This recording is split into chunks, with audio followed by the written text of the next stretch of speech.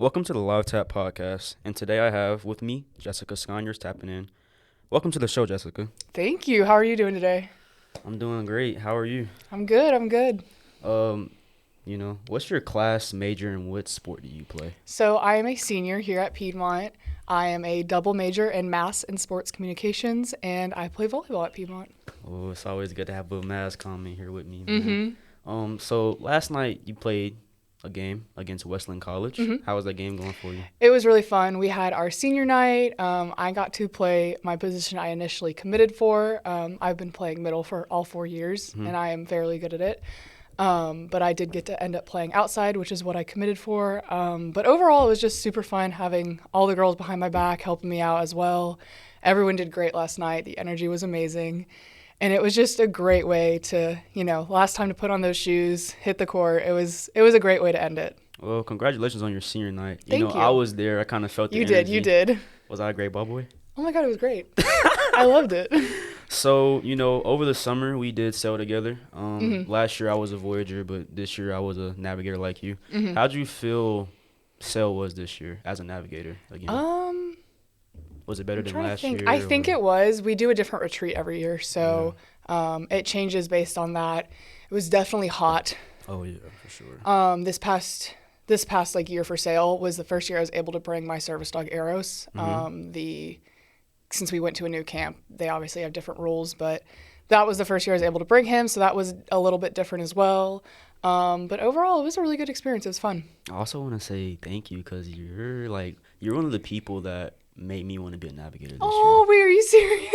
I'm dead serious. Oh, that makes me so happy. When I came in as a freshman last year, you were one of the first navigators to really sit down and have a conversation with me. I try to have one with everyone. I try to kind of get really close with everyone. This year I ended up having really good conversations by the fire with a freshman named Micah. I don't know if you know him. Yeah, that's my Voyager. Oh my, how did I forget? But I ended up having really good conversations with him and learned about what was the reason behind what he wanted to do for his major, and it hit home to him, and it was just so meeting everyone. I always just try to talk to everyone, and so I'm glad that I was the person. Yeah, that was great, man. But I really enjoyed my experience as a navigator. That's my first year too. That's good. I'm glad. Jaden and Micah are good kids though. So, on to the sports questions. How do you juggle your student athlete lifestyle on a daily basis?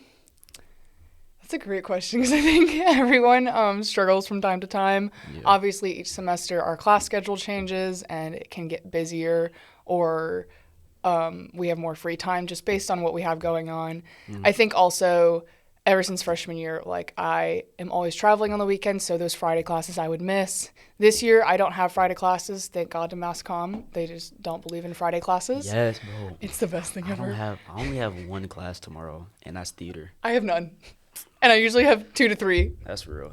But freshman year, I had Radio 1, and we would do shows on Fridays. And so I would feel awful leaving. I would do the work for my group, but most of the time I couldn't do a show because I was leaving. But a lot of the professors here are really accommodating, really sweet on all that.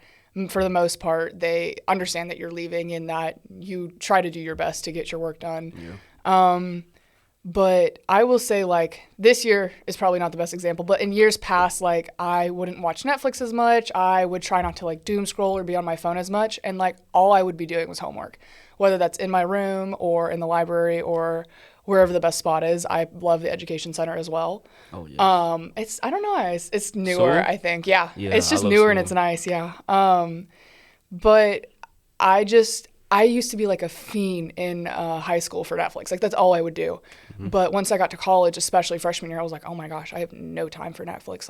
I'm doing so much work on classes. So you were struggling with time management. Yes, I do. Oh my gosh. And I still do to this day. I never believed in senioritis my senior year of high school, and this year it is kicking my butt. I never believed in it until this year. And thank God with Mass Comm, a lot of the professors are really lenient, but I always keep that in the back of my head, and I'm oh, well, they're lenient, I can do whatever. No, I can't. I need to finish the year strong. But for the most part, I do try to make lists and time manage better, and I use my Apple Calendar that the iPhone comes with. And I like time block my day out like a lot, like more than normal people would, I would say. That's good. But yeah. Do you you graduate this semester or Next semester? Okay. What made you fall in love with the sport of volleyball? That's a interesting short story. So originally I wanted to be an Olympic gymnast. Okay. I was getting too tall. I was really good. I was super flexible. I was doing great. I could flip. I loved like the freedom of all of it. It was so much fun. But over time, and this is when my sister started playing volleyball. She's 24 right now, but she was like back in the day. That's when she started playing volleyball. This is when I started to kind of grow in my height a little bit. Into 6 foot Jessica. And my dad was like, hey, you're getting too tall. You can't do this anymore. Like, tall gymnasts don't really exist. I mean, they do, but, and I was like, oh, you're just forcing me to play volleyball because Megan plays volleyball, my sister, and I hate volleyball, and you just don't want me to do gymnastics and blah, blah, blah, blah. And so I hated volleyball at first. I was like, no, I'm not doing this.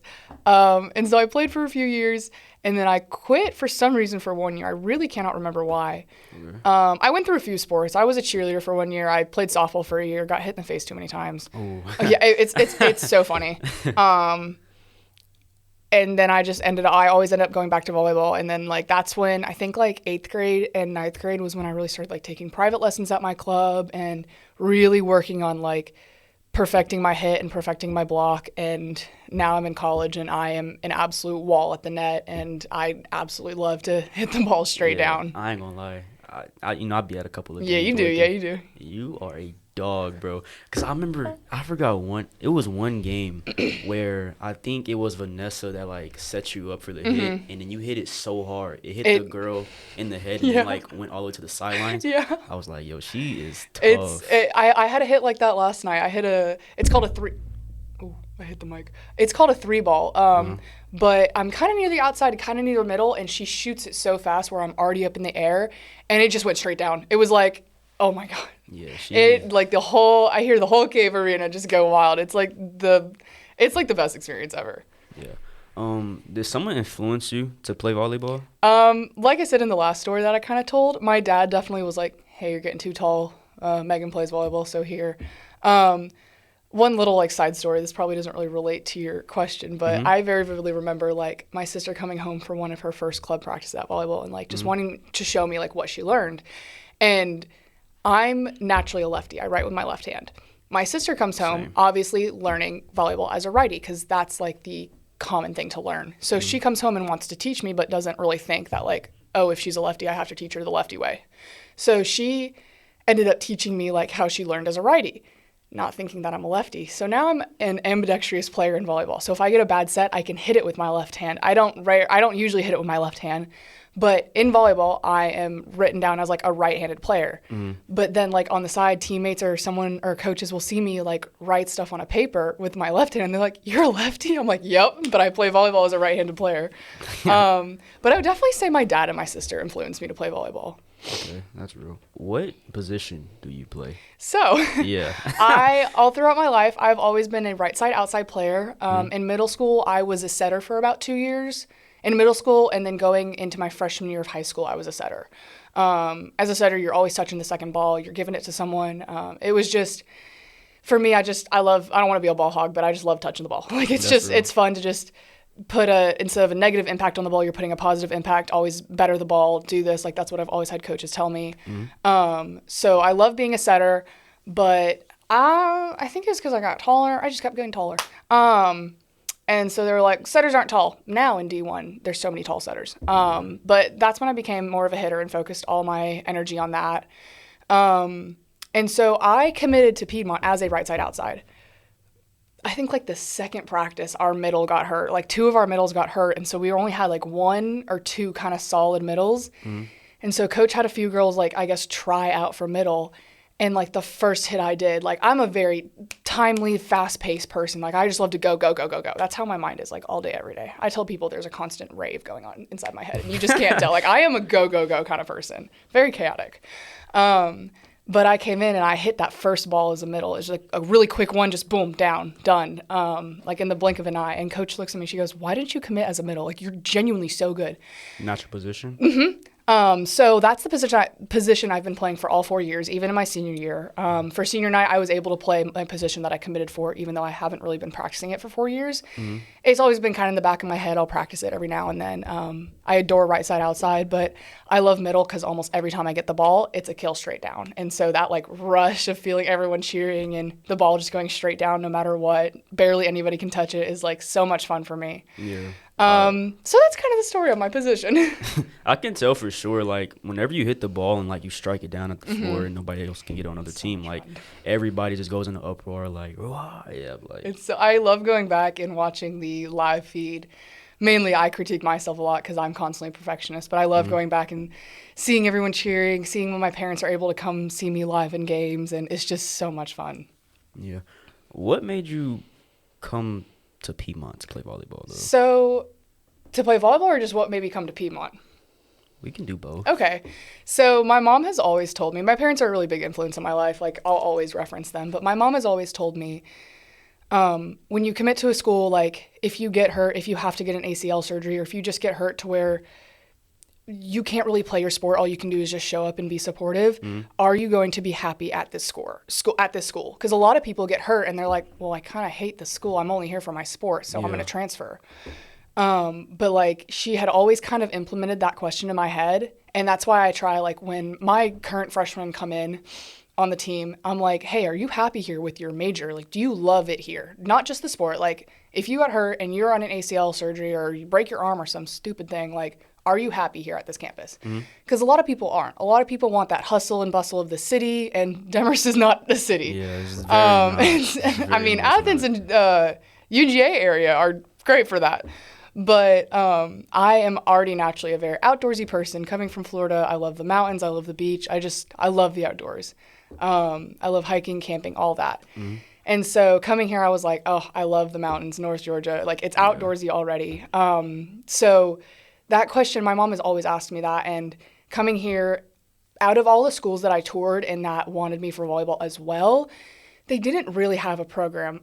Granted, I didn't really know what I wanted to do. And then I've been doing videography since like 3rd grade, but I didn't really think I wanted to do it for a career. And then coming here, I really kind of solidified what I wanted to do. And also the comm and sports program here is just, I love it. Yeah. Like, Mass comm and sports comm is honestly one of the best. I absolutely love it. Like, someone was top like, notch.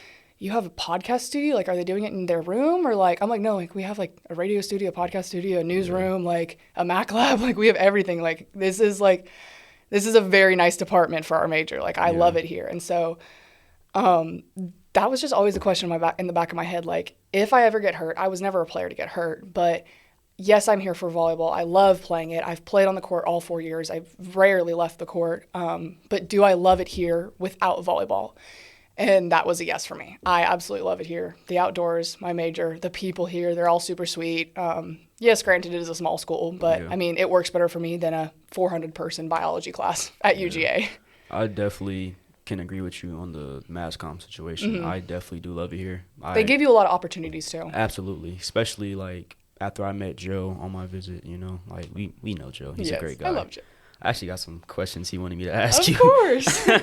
And yeah, I definitely love it here at Piedmont for sure. You know, you're a senior. You know, last leg of your career. So, I know. What is your most memorable memory playing volleyball here at Piedmont? Oh gosh. Whether it's from your freshman year or your senior year.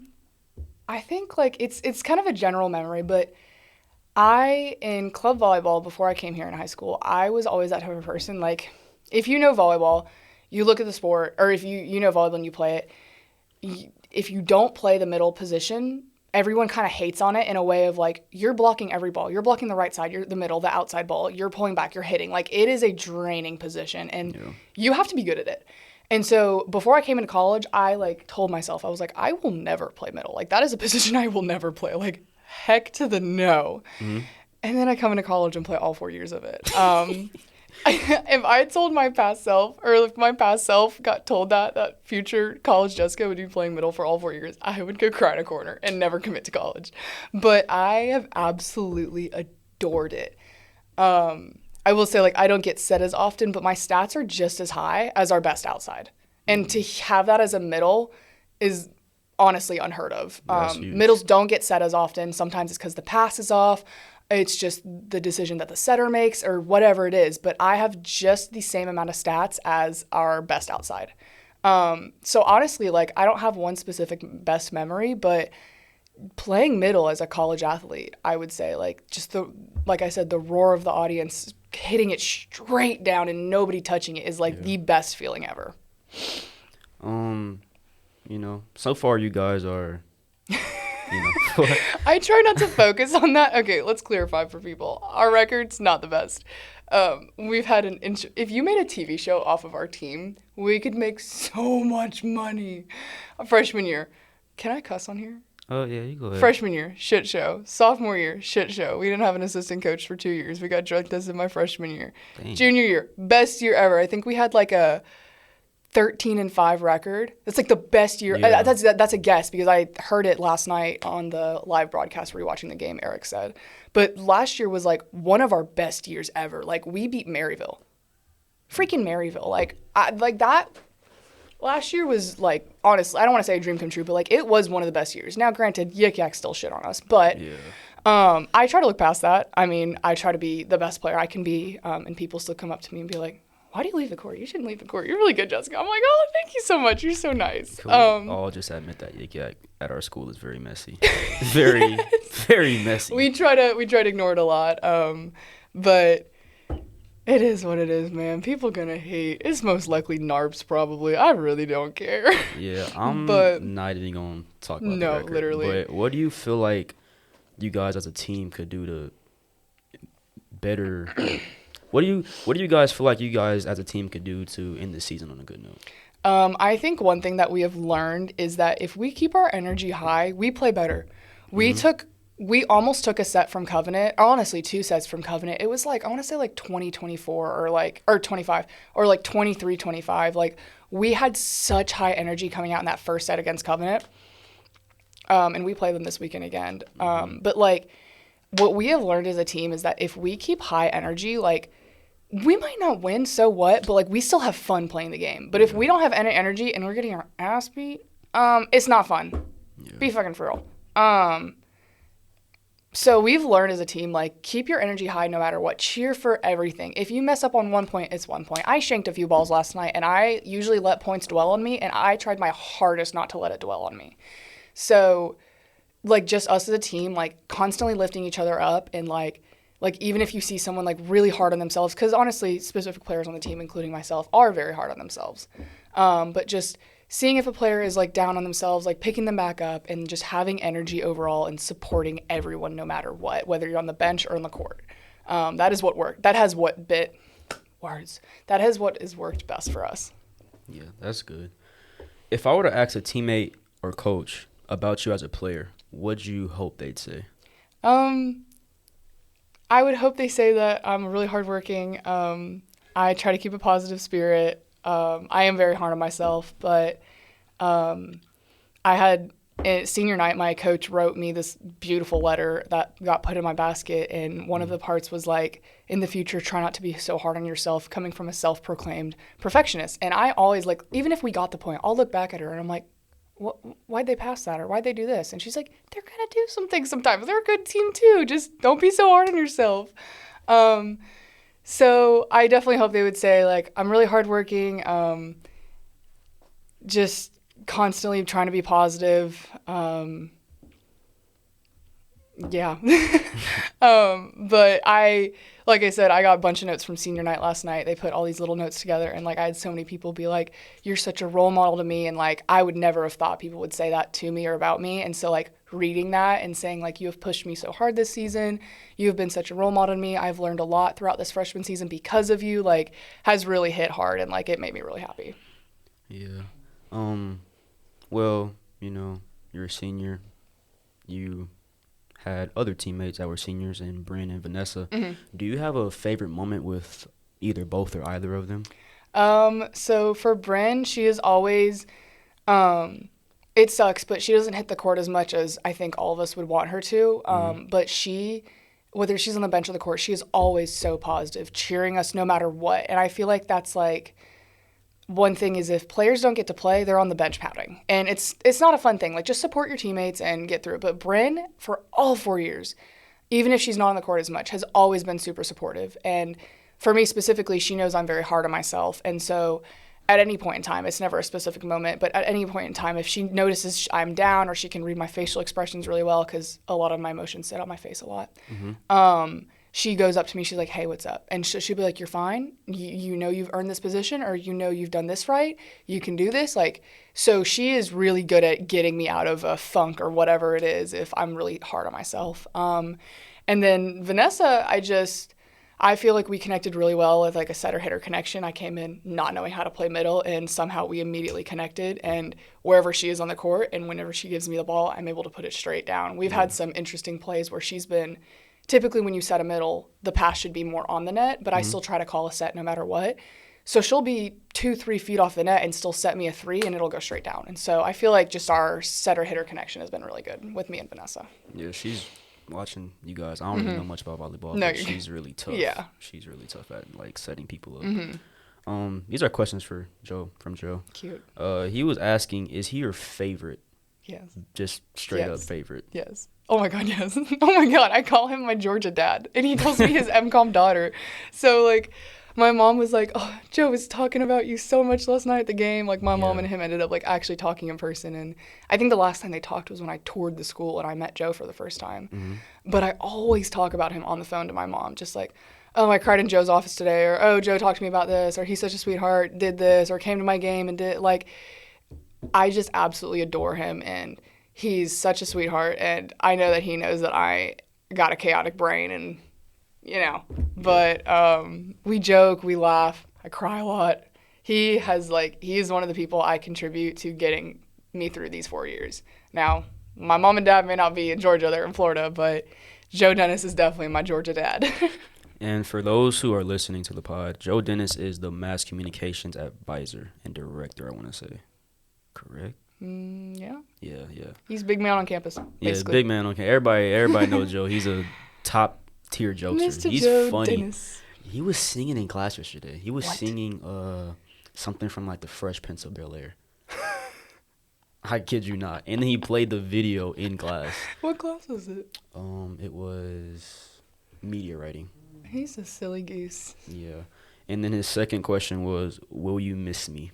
Oh my God, yes. I will probably text him every day. Granted, he doesn't answer my texts for some stupid reason. No, he doesn't answer mine. I don't, unless it's Naomi and he thinks she's getting deported. But I hope nobody hears that. Sorry. But it's true. We all laugh about that. He's like, the only reason I answer Naomi's text is because I think she's getting deported. I'm like, well, that's nice. That's real. That's just Joe, though. But, like, sometimes he will answer my texts, or, you know, like freshman year, I very vividly remember wanting to change my, like, English teacher, and I texted him at 11 o'clock at night. I was like, hey, can you see if, like, I can get this teacher, please? And he answered me. But is that even a question, Joe? I will definitely miss him.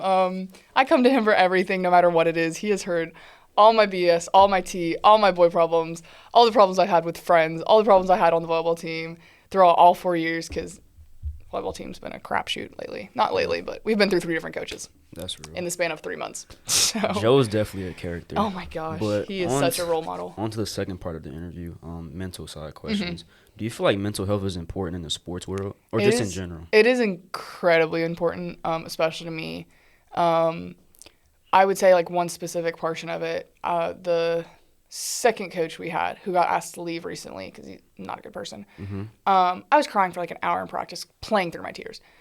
This is when, like, we would have 2 practices a day and then lift in the middle of the day. Like, I was mentally and physically exhausted. And I don't think this coach I'm not going to name him, but I don't think this coach had any idea, like, what we do as college athletes. Like, he's only coached high school and, like, middle school and club volleyball. Like, I don't think he had any idea about that. And so he pulls me aside. He goes, you're a senior. You're supposed to be setting an example. Like, what's wrong with you or whatever? And I'm like, I am mentally and physically exhausted. And I forgot to leave out the part that I'm mentally and physically exhausted for my sport. And he goes, well, I really don't care what's happening outside of your sport. You come into practice and you play volleyball. I was like, oh, okay, no. Cool. I'll stop crying then. So sorry. Let me go get the tissues. So that is the first coach I've ever had, like, completely disregard. Like, if your mental health is down, mentally and physically, like, you can't play your sport to the full potential. Like, I'm sorry I'm not being a role model for our freshmen. Like, for one day, like, they see my true emotions come out. I can't be this perfect senior. But on and off the court, I guide them in every which way possible. But having a coach like that did not help. But having coaches that do regard your mental and physical health is very important in my opinion. It takes a massive toll on you, whether you hide it or not. But I think it's very important, yes. Yeah, because I remember back in high school when I tore some ligaments in my ankle my senior year, and, like, I did not play that year. So, like, mentally I was, like, really down, and I just – because basketball – you can get down on yourself. Yeah, basketball was all I was doing. So, you know, when that was taken away from me, like, I was, like, just out of it. But on to my second question. Has there been a moment throughout your sports career where your mental health was, like, affected by your sport? I think there's definitely been some times. It was a little bit this year with the second coach that I mentioned that had basically no regard for mental health. There was a point where we kind of all cope with humor, but there was a point where we were all in the locker room and we were like, we made a joke and we were like, okay, time to go get ready for practice to go get mentally abused. Because, like, he would, like, like, tear us down, like, tell us things and, like, degrade us. Like, it wasn't like, hey, do better, you can do that, and, like, be yelling at us. It was like, hey, how old are, like, he would literally ask a player, like, how old are you? And we're like, 21, 20, 19, like, what? And he's like, well, you should know this because you've been playing, blah, blah, blah, blah, blah. And I'm like, or it was like a new rotation we learned or something new, and I'm just like. So rude. Like, he would, like, degrade us to, like, such an extent. All of us hated going to practice. I cried the first game we had with him as a coach because he yelled at me to go in, and then he yelled at me to stay on the bench, and he yelled at me to sub in, like, all in the span of, like, 1 minute. And I'm like, what do you want me to do? I ended up crying to my trainer. But, like, we hated, like, he would yell at us on the court. It wouldn't make any sense half the time. But, like, we hated going to practice. Like, all of us could agree on that one thing. We hated going to practice. And then he got asked to leave over some other concerns that the AD had. And the two assistant coaches that he brought on are, like, have now stayed, and they co-coach with us as, like, our co-head coaches. And we absolutely love them. They are sweethearts. They don't yell at us. They're like, yelling is a lot of work. Like, I feel like it's not very nice. Like, we can have a quiet environment and just talk. Like, he would always yell at us for no reason. But yeah, forgot the question, but yeah, mental health. Yeah. I was gonna ask, like, how did you overcome this adversity? Him getting asked to leave. There was a lot of things going on. We went to the AD a few times. Or, like, as a team, how did y'all overcome? Yeah. I think just when he left and knowing that the two assistant coaches that he brought on were staying as co-head coaches, we absolutely adored them. There was one weekend where he wasn't able to be there, and our two assistant coaches were our coaches, and we ended up winning that weekend. And so we texted in the group chat, not to be petty, but we texted in the group chat and was like, thank you, Sav and David. You guys are the best coaches ever. Thank you so much for coaching this game. Not realizing that, like, the other coach was, like, reading these because he was away at whatever he was at. And then later on we realized, we were like, oh, yeah, we just called him out because he's a bad coach, and the other two we really like. So we were like, thank you guys so much. You guys are so bad the best coaches ever. Thank you, Queen Sav. Like, it was so funny. But I think, like, just as a team, like, we can all agree on one thing. Like, obviously we had humor in the locker room, but I think we just got over it by that practice when we got told he got asked to leave, and it was Sav and David left over. We pushed through. We played as hard as we could. Now, granted, we're still losing here and there, but we're keeping our hopes high, and we're able to walk into practice and not worry. Not have those pressure on you. Yes, like, we have fun and we love it. We laugh and just have fun. Like, I said it last night. I made, like, all the three seniors said a little something during the senior speech thing the senior party at the end of the game. I was like, you guys have made me love the sport again, because, like, I was really worried how this season was going to turn out. And after going through three coaches, like, you guys have genuinely made me, like, love this sport and want to come to practice and play. That's real. Yeah. I'm sorry that you guys went through that. It's okay. Piedmont Volleyball has gone through a lot. Freshman year is a whole nother story. Oh, my God. Yeah. Well, I remember you were talking about your dog earlier, and I've always every time I see you with Arrows. So, you know, you have a service dog here on campus named Arrows. Arrows, right? Yeah. Can you tell me how he's helped you throughout college? So I tell people that he's a medical alert service dog because a lot of times people don't believe in psychiatric service dogs because they think they're just ESAs, but there is a big difference. Service dogs are task-trained animals, so he goes through a lot of training. I still train him to this day. We brush up on old things. We work on new things. But his, I guess, official title is a medical alert and psychiatric service dog, and so I have a lot of mental stuff going on, and so he helps me a lot with that. In the dorm, and then obviously outside the dorm, like when we're out in public. And then I have a Dexcom that tracks my sugar, so my sugar can drop really low, and I have to constantly be eating. Like I have a little food bag on the bench with me in games and practices. But he doesn't go to games and practices because balls are flying everywhere and stuff. Yeah. But he has helped me a lot. I will say, for one, like on the days where we're not doing anything, like he keeps me from staying in bed all day. It's more so I go out and walk him, I train him, like I have something else to put my mind on. If I wasn't invited out by friends, I don't dwell on that. I just go hang out with my dog, honestly. Like, he has helped me in a lot of different ways, and I think he's also helped a lot of other people. My friends that come over absolutely adore him. They love seeing him. Staff here at Piedmont absolutely love seeing him out and about when he's working or not working. And everyone always is like, if he's not with me, they're always like, oh, where's Eros? Like, oh my gosh, blah, blah, blah. Like, so everyone has learned to love him, and it's been an absolute joy having him here with me. And I was super nervous the first time to take him on campus. But throughout the past 3 years of having him, it's been a joy having him on campus. And obviously he has helped me medically and mentally. That's a good story. Yeah. My last question for the mental side. Do you think your sport has helped you grow as a person overall? I definitely think so. I don't want to say it's like a negative side that has taught me, but one like, I guess somewhat negative-ish thing that volleyball has taught me is that I'm not doing volleyball after college. So I'm going to play. You're good. I'm going to play. I'm going to have fun. I'm going to do my best. I'm going to leave the court and tell myself, like, did I do everything I can to in that game? Did I do everything in my power to like play that game and do good? But oh my God, what was the question? the question was, do you think your sport has helped you grow as a person? So I constantly just try to remind myself, like, unfortunately, it's a sad thing to say, but I'm not playing volleyball after college. But don't dwell on stuff for so long. Don't be like, oh, well, I'm playing pro after this, and the pro coaches are going to see this, and oh my God, blah, blah, blah, this, that. Like, it has definitely, like, taught me to be a little more carefree. I am a very, I care about everything. I'm that type of person, a big people pleaser. I care about everything. I dwell on mistakes. But I think that has been one thing that has taught me, like, hey, like, you're not playing volleyball after college. Like, have fun with this. Like, this is your last time ever playing, unless I go into like a co-ed league, like after college. But it has definitely taught me to be a little more carefree about things. But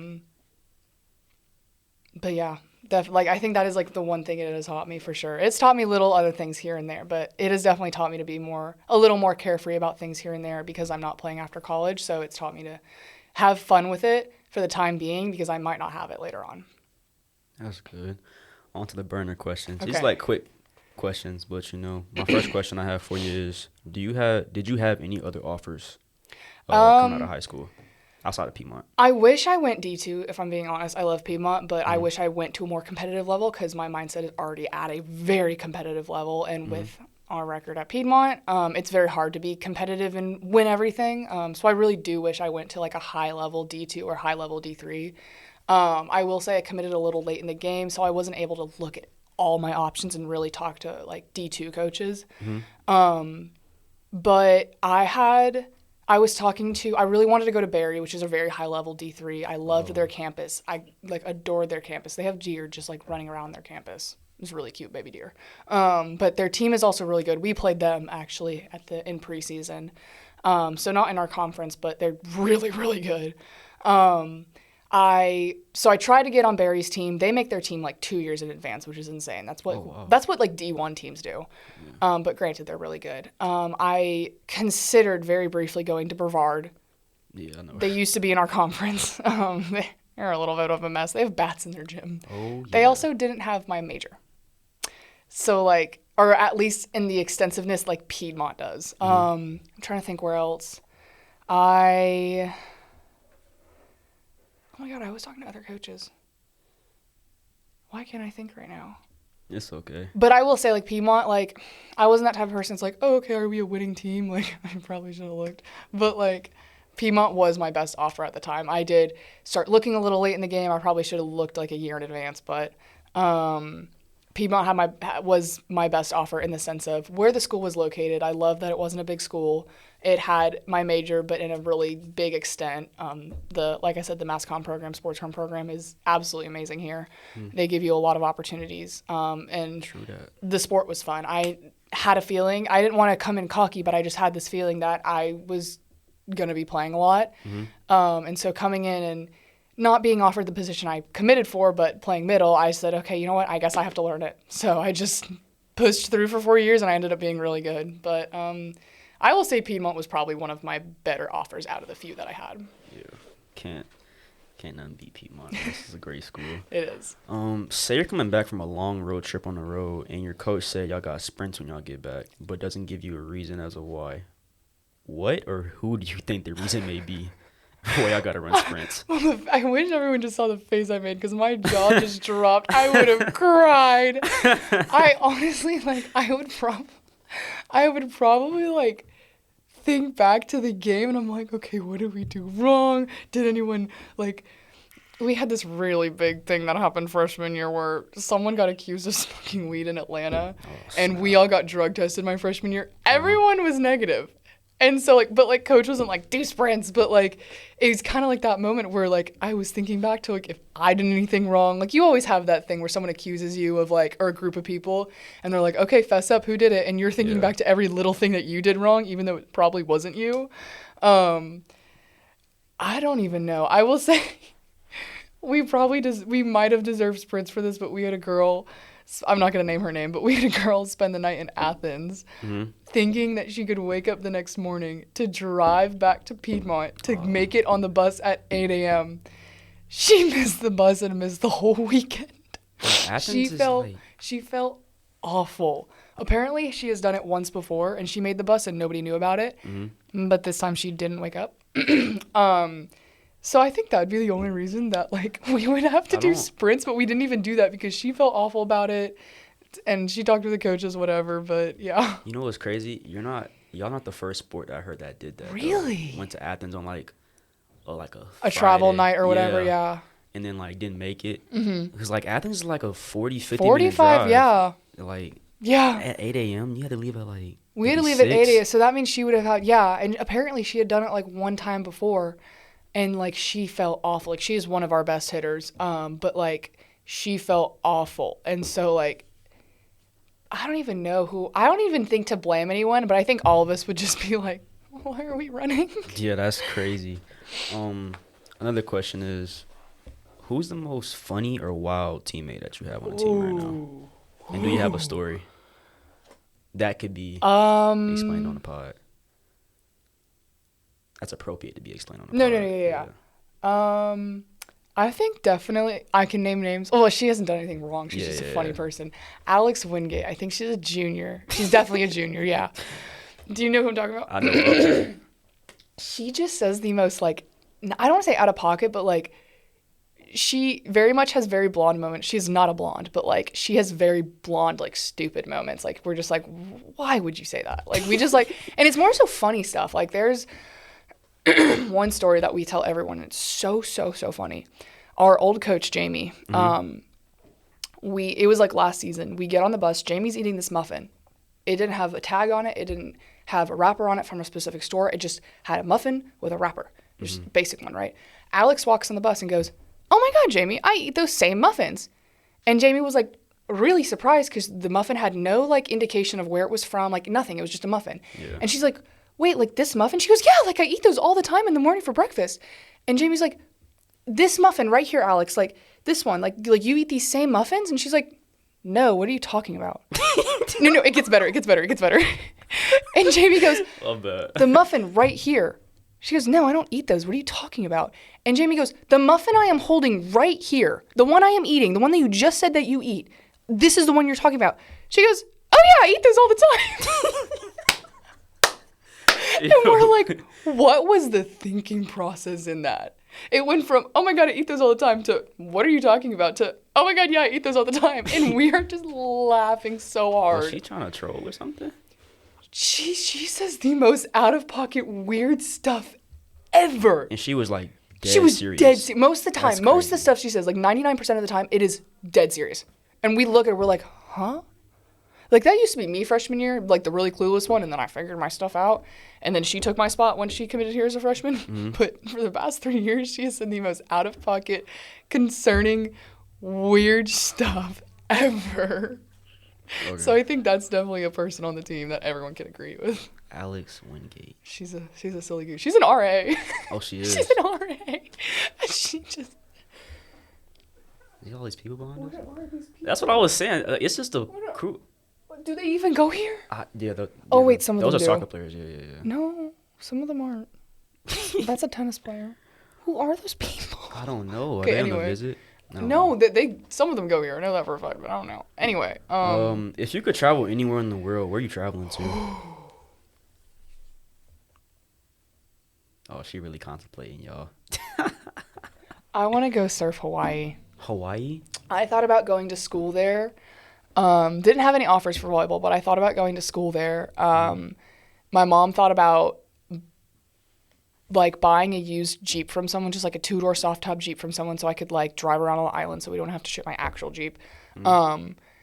And like I could surf there, I could do everything. And like I will say that's the one thing about being in Georgia that I miss, like northeast Georgia, is the surf. I miss the surf in Florida. Like I used to surf like every weekend, maybe every day of senior year of high school, because I only had like 2 classes in the morning. But I have like 3 surfboards. I painted one custom for myself. Like I absolutely adore surfing. I've been doing it since I was 7.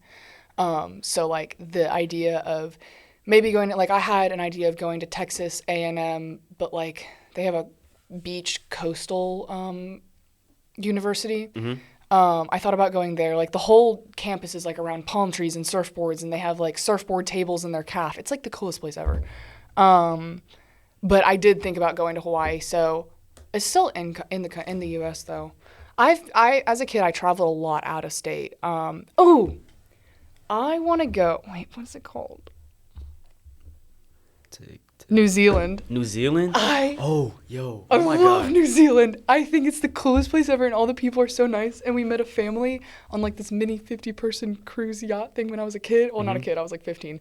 Back when my family had money to like take us on like really big out of country trips. Okay. We were in like Croatia, and we met a bunch of different families from like France, New Zealand, and that one specific family from New Zealand. Like, I grew really close with their daughter and son. They had 2 daughters and 1 son. But they always have offered. They're like, you need to come and visit us in New Zealand. Like, take a trip. Like, we'll house you. Like, they're so sweet. And that has always been the place. Like, now that I'm on, like, the nature side and the traveling and the camping side of, like, Instagram and stuff, like, I always see, like, little clips of people in New Zealand. And I'm like, it is so gorgeous. Yeah, oh, my God. I be on TikTok. It be some little clips I be seeing. Like, that's what I want to do is, like, have people look at my stuff and be like, I want to go there. I said Belize. Ooh. Yeah. Interesting. Belize, nice. There's a lot of places that are nice. Dubai is very developed. Oh, yeah. Now we're just going to get into this conversation. That's but there's a lot of... Very, oh, yeah. Yeah. Oh, yeah. Oh, yeah. The waters out there is so clear, bro. Like, I'm not even about to get into it. So, yeah, I would say in-state, either Hawaii or Maine. Oh, Maine is gorgeous. That's real. I want to go there. I haven't even been there, and I say it's gorgeous. Or out-of-state, New Zealand. I'd probably go to Seattle in-state. Nice. Yeah. If you're going to the gas station for snacks, what you walking out with? Ooh. Pre-game? And, like, eating snacks before pregame, or just whatever? Whatever. Okay. I drink water a lot. That's real. For volleyball, I'll do like a blue Gatorade, but I drink water a lot. So probably if I didn't have my water bottle with me, a water bottle.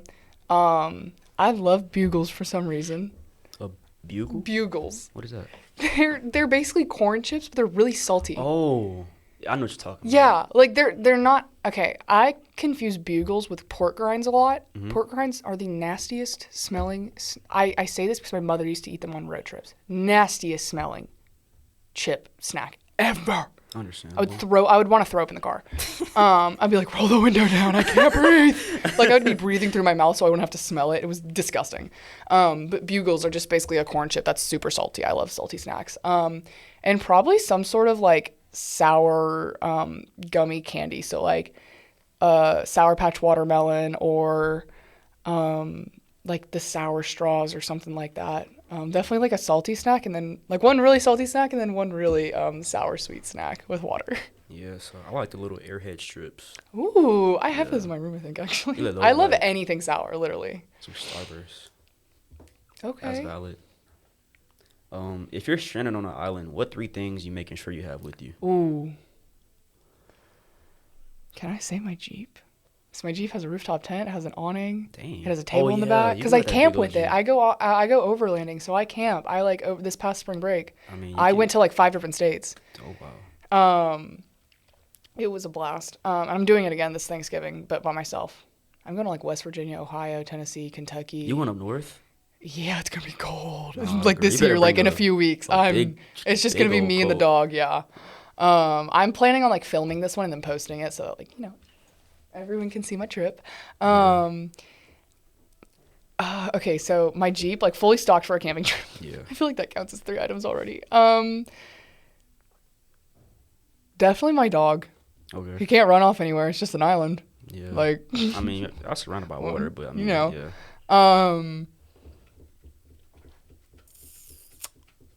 I'm not gonna say my phone or my laptop. Like that's stupid. Yeah. A surfboard. A surfboard? Because I'm surrounded by waves. I should be, theoretically, if I'm in the right area of the water. I'm surrounded by waves. But yeah. I mean, that's pretty smart. You know what Riley said on the last episode? Yeah, what'd she say? She said a big fat knife. Well, my Jeep already comes with a big fat knife because it's fully stocked for my camping trip. That's real. I just rigged the whole system. This is my last question for you. If you could look back and give your younger self advice, what would it be? I would say 2 things.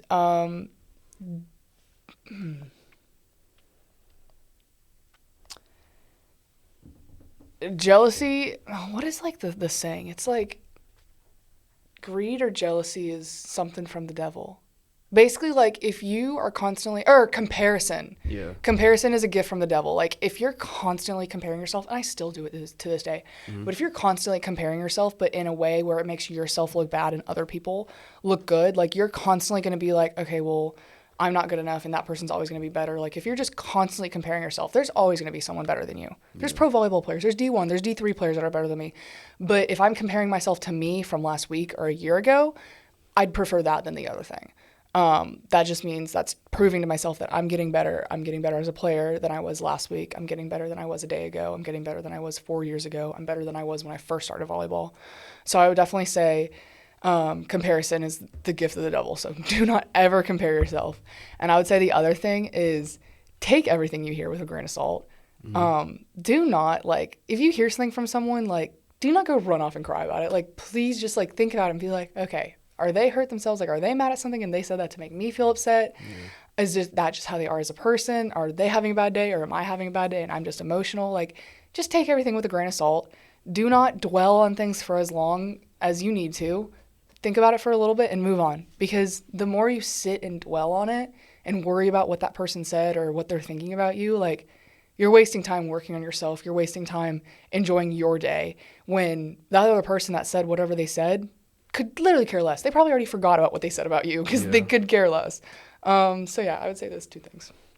Dang. Appreciate it, Jess. Yeah, of course. It was really good talking with you. I'll be taking everything with a grain of salt now. Well, Live Tap family, that is the end of the Jessica Sconyers episode. Actually, hold on real quick. Oh. Before we end, okay. I usually always end the podcast on a Let's Be Great Today. Okay. So can I hear you before we end? Can I get a Let's Be Great Today? Let's be great today. Yes, sir.